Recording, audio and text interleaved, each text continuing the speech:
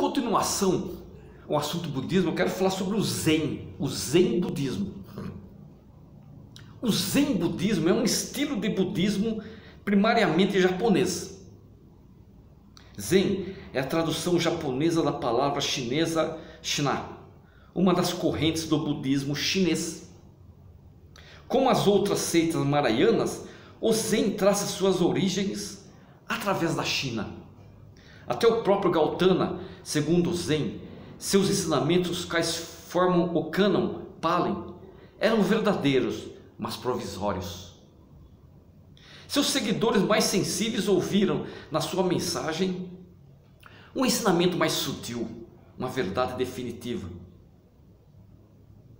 O exemplo clássico disso está relatado no famoso, abre aspas, sermão da flor, fecha aspas, do Buda, é um sermão do Buda. De pé numa montanha com os discípulos ao seu redor, muitos discípulos ao seu redor, o Buda não recorreu às palavras nessa ocasião. Ele simplesmente ergueu um lótus dourado. Ninguém entendeu o significado desse gesto eloquente, erguer um lótus dourado, a não ser Maracaiapa, era um discípulo dele. Ele sorriu, foi um sorriso discreto, indicando o quê? Que ele tinha entendido aquele sentido. Aí o Buda fez o quê? Designou esse Maracaiapa como seu sucessor. A lenda nos conta que o lampejo intuitivo que o fez sorrir, que fez Maracaiapa sorrir, foi transmitido na Índia por 28 patriarcas, elevado para a China por Bodhidharma em 520 depois de Cristo. De lá se espalhou para a Coreia e chegou ao Japão no século XII, levando o segredo do Zen.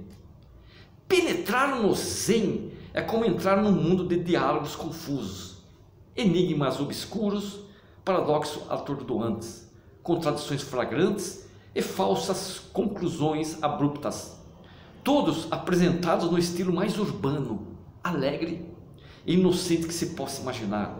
Eis alguns exemplos. Um mestre Gutei, sempre que lhe perguntavam qual o significado do Zen, mestre, erguia o dedo indicador, e isso era tudo. Um outro chutava uma bola, outro ainda batia em quem tinha perguntado.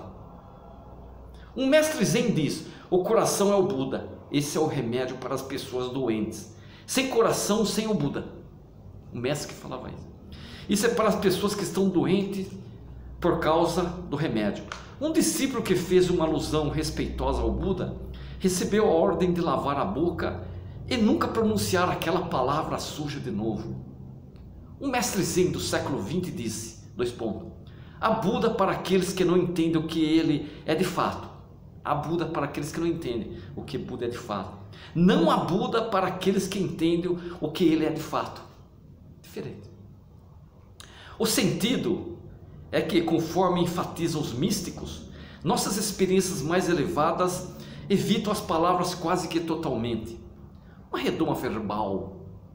Em contraste com a maior parte das religiões que giram ao redor de algum tipo de crença, o Zen budismo se recusa a se encapsular numa redoma verbal. Não é fundamentado em palavras escritas e é fora do padrão estabelecido de ensinamentos. Conforme o Bodhidharma colocou a questão, nenhuma afirmação é algo além de um dedo apontando para a lua, nenhuma afirmação. E, caso a atenção se volte para o dedo, o Zen lutará apenas para retirar imediatamente o dedo. Outras religiões consideram pecado a blasfêmia e o desrespeito pela palavra de Deus. Mas os mestres Zen podem ordenar a seus discípulos que rasguem suas escrituras e evitem palavras como Buda, entre aspas, ou Nirvana, entre aspas, como se fossem palavrões. Os koans, o que são os koans? Koans, uma das características mais intrigante do Zen budismo é o uso que se faz de um estranho recurso para o treinamento espiritual, o koan. De forma geral, koan quer dizer, entre aspas, problema. Mas os problemas que o Zen delineia são, para dizer o mínimo, fantásticos. À primeira vista, parecem nada menos que que é o cruzamento entre uma charada e uma piada, sem nenhum sentido intencional. Por exemplo, Li Ku, vamos falar de Li Ku, um oficial de alta patente da dinastia Tang, perguntou a um famoso mestre. O Li Ku perguntou: há muito tempo um homem mantém um ganso numa garrafa. Ele cresceu cada vez mais até que não podia sair mais da garrafa, esse ganso.